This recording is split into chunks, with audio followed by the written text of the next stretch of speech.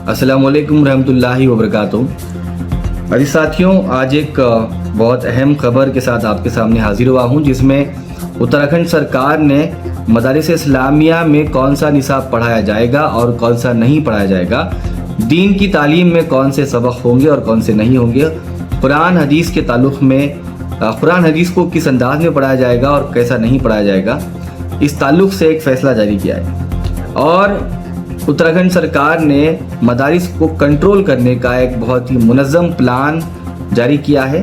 और इस सिलसिले में all India Muslim personal law board ने एक बहुत ही अहम प्रेस नोट जारी की है।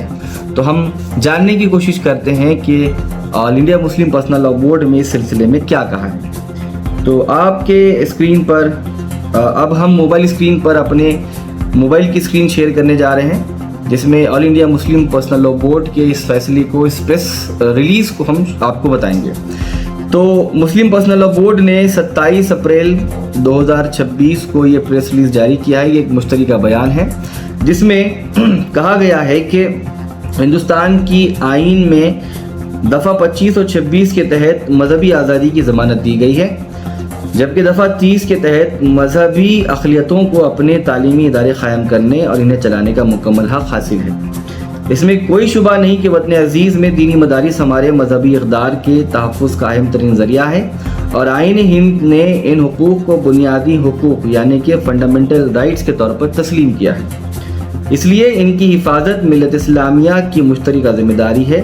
मदारिस ने इस मुल्क की आज़ादी में तरक्की और तरक्की में अहम किरदार अदा किया है और आज भी कर रहे हैं, लेकिन अफसोस के नफ़रत अंगेज़ सियासत के ज़रिए इक़्तिदार हासिल करने वाले बाज़ अनासिर मुसलमानों और दीगर अक़लियतों को इनकी मजहबी शनाख्त से महरूम रखने की कोशिश कर रहे हैं।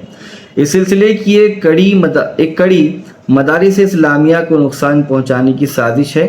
गुज़िश्ता दिनों उत्तराखंड हुकूमत एक बिल लेकर आई, जिसके तहत अब ये अहम बात शुरू हो रही है दोस्तों, सुनना, जिसके तहत तमाम मदारिस को सरकारी तालीमी बोर्ड में रजिस्टर करना लाजमी करार दिया जा रहा है। यानी कि अब तमाम मदरसों को बोर्ड में रजिस्टर करना होगा, सरकारी बोर्ड में रजिस्टर करना होगा। और आइंदा तालीमी बोर्ड ये भी तय करेगा कि मज़हब से मुताल्लिक़ क्या तालीम दी जाए और क्या नहीं।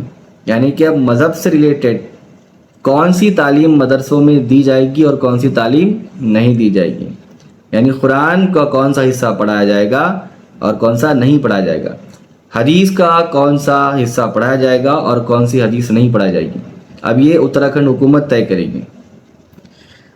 इसके अलावा दोस्तों, मुस्लिम पर्सनल लॉ बोर्ड ने अपनी प्रेस रिलीज़ में कहा कि नेज़ निसाब भी वही होगा जो हुकूमत की तरफ से मुकर्रर किया जाएगा। हमारा मानना है कि यह क़ानून आइन में दी गई ज़मानतों बुनियादी हुकूक़ के सरासर ख़िलाफ़ है, बल्कि एक सेकुलर रियासत से जो तवक्को की जाती है इससे भी मुतसादिम है। इसलिए इसकी मुखालिफत करना और आइन में दी गई मदारिस की आज़ादी को बरकरार रखना पूरी मिल्लत इस्लामिया की ज़िम्मेदारी है। इसलिए मैं तमाम मिली तंजीमें आपके साथ हैं और मदारिस का भरपूर मुमकिन ताउन करेंगे। इस मामले में कुछ मुकदमात उत्तराखंड हाई कोर्ट में ज़ेर समाअत हैं और ज़रूरत पड़ने पर सुप्रीम कोर्ट से भी रुजू किया जाएगा।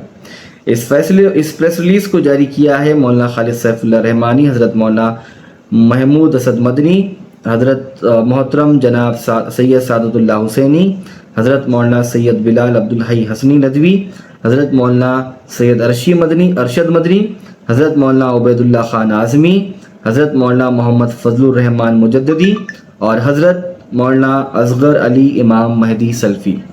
इसकी एक मुश्तरका प्रेस रिलीज़ जारी की गई है। तो दोस्तों, मैंने आज आपके सामने एक बहुत ही अहम और संगीन मसला सामने रखा, तो इस पर तबसरा होना चाहिए, चर्चा होनी चाहिए, और इस ताल्लुक़ से हमारे दानिश्वरों में और समाजी मिली सियासी जमातों में भी तबसरे होने चाहिए।